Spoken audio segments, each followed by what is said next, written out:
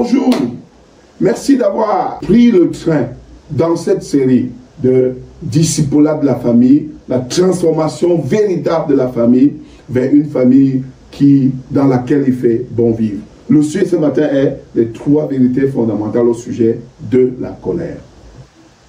Dans cette leçon, nous allons nous rassurer que certains grands thèmes bibliques sont clairs à notre esprit. Jésus a dit que vous connaîtrez la vérité et que la vérité là vous rendra libre. Assurons-nous donc de connaître cette vérité au sujet de la colère. Premièrement, la colère est à la fois mon ennemi et mon ami.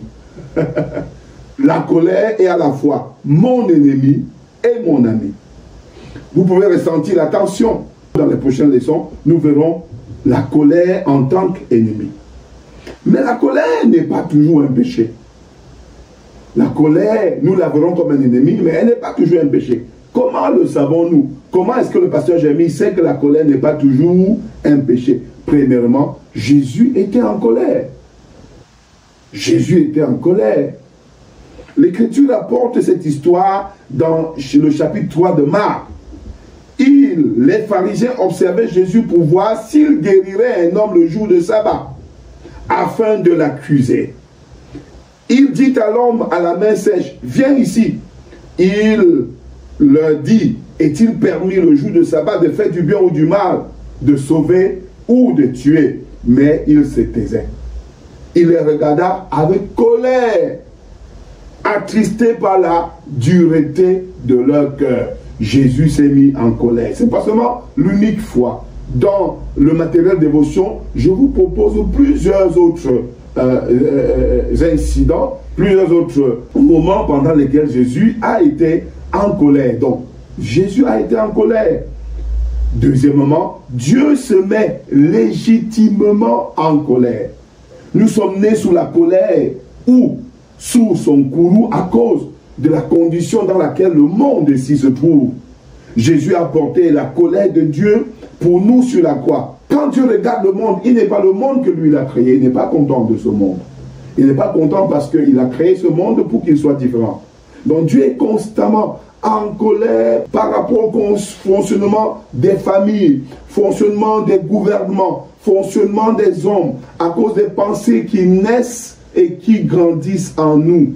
Dieu est légitimement en colère parce qu'il a créé un monde pour qu'il soit meilleur, mais nous l'avons rendu un monde que nous seuls nous pouvons expliquer à quoi il ressemble. Pour cette raison, très souvent dans la Bible, nous voyons Dieu qui n'est pas content. Heureusement, il n'a pas cette colère explosive qui détruit tout. Il a ce genre de colère qui le pousse à mettre un projet. C'est la colère de Dieu, pas seulement son amour, la colère de Dieu à cause de l'état dans lequel les choses se trouvent, qu'il a développé un plan pour la récupération de son monde. Et c'est pour cette raison que nous vous enseignerons aussi dans cette série comment utiliser la colère pour mettre un plan de transformation sur pied. Dieu n'est pas seulement fâché de ce monde, mais il a développé un plan pour le récupérer. Donc, Jésus s'est mis en colère, Dieu est en colère contre le fonctionnement de ce monde. Mais troisièmement, la Bible nous dit que Dieu nous ordonne dans Éphésiens 4, 26, dans votre colère, ne péchez pas. Dans votre colère, ne péchez pas. Donc l'implication est que la colère n'est pas nécessairement un péché, mais qu'elle est positionnée de manière unique pour nous faire pécher. C'est ainsi que les Écritures présentent la colère. La colère est un ennemi à abattre, certes. Même le célèbre philosophe Aristote a dit ceci: se mettre en colère contre la bonne personne, au bon degré, au bon moment, dans le bon but et de la bonne manière, c'est pas à la portée de tout le monde et ce n'est pas facile. Je dirais plutôt que ce n'est pas à la portée de tout le monde et que c'est pratiquement impossible de se mettre en colère au point de ne rien casser et détruire. C'est pourquoi nous devons régulièrement confesser la colère comme un péché. Nous exprimons souvent notre colère contre la mauvaise personne, au mauvais degré, au mauvais moment, pour la mauvaise motivation et de la mauvaise manière. 99% du temps, je ne suis pas motivé par la gloire de Dieu, comme Jésus. mais par ma propre blessure et mon propre désagrément. Et je pose plusieurs actes à cause de ces choses. C'est pourquoi je dois être prudent. Et dans la manière dont je qualifie ma colère de juste, il n'y a que la colère de Dieu qui est très juste. Parfois, dans notre colère, il y a toujours un élément subjectif, personnel. Si toutes les colères ne sont pas des péchés, beaucoup le sont. C'est pourquoi la colère est un ennemi à combattre.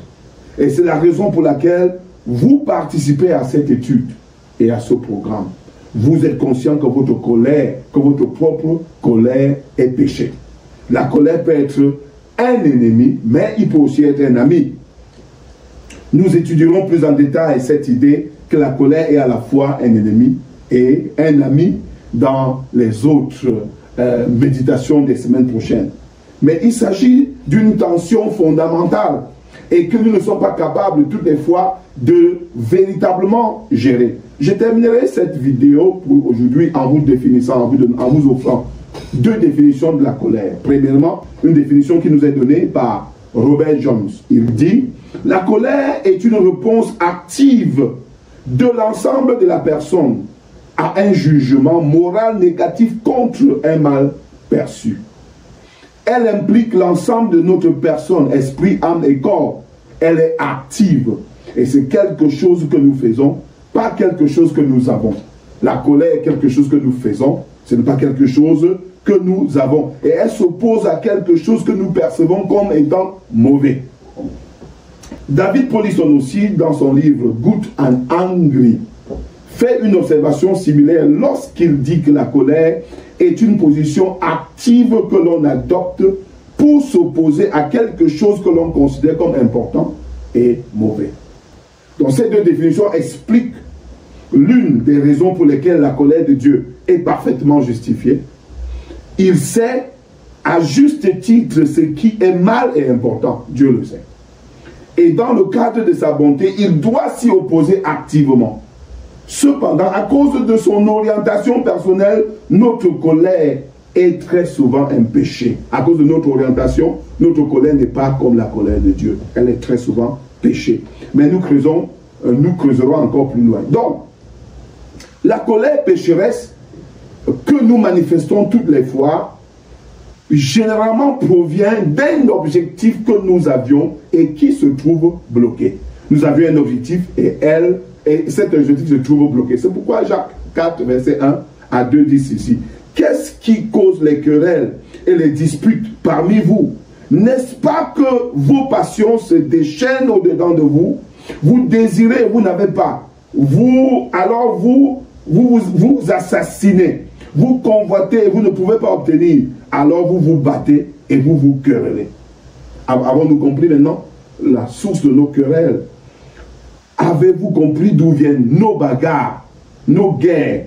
La colère et les bagarres viennent des désirs qui s'affrontent en nous.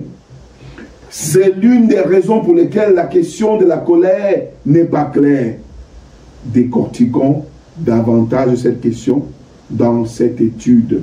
Je vous propose qu'on s'arrête ainsi en attendant une prochaine vidéo qui termine ce sujet. Du point de vue biblique, il doit exister deux types de colère que nous allons expliquer prochainement. Merci.